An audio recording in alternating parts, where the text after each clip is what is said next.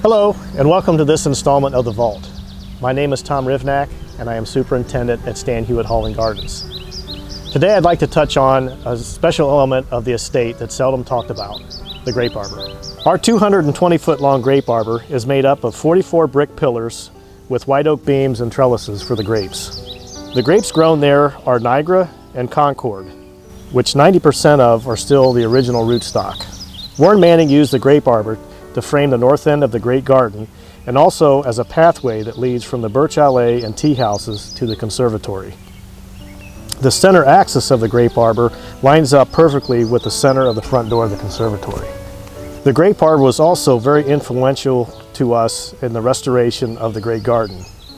Photos taken from the manor house rooftop showed that the openings in the trellises in the Grape Arbor lined up with the north stairways and ramp that lead out of the service well. These pathways were the grass pathways that created the beds that you see today in the Great Garden. As far as construction, the white oak beams and trellises were replaced for the first time in 1959.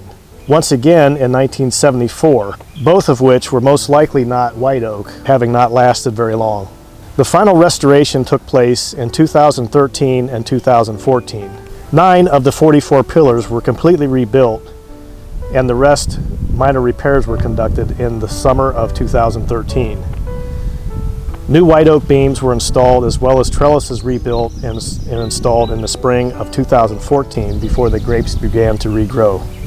The original pathway under the Grape Arbor was turf. With heavy foot traffic from visitation and weddings in the recent history, it became harder and harder to maintain the grass to acceptable standards.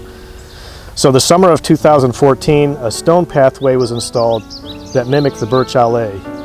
A more traditional style of stairs and handrails were installed at the east end for guest accessibility. Pruning of our grapes is somewhat non-traditional. Most arbors encourage the vines to grow up over the top, leaving the grapes hang. We limit the top growth due to the mess that the grapes will create in the fall as they begin to drop. We also keep the sides pruned in tightly in order for people to pass one another underneath the Grape Arbor. This creates another one of Warren Manning's alleys through the garden.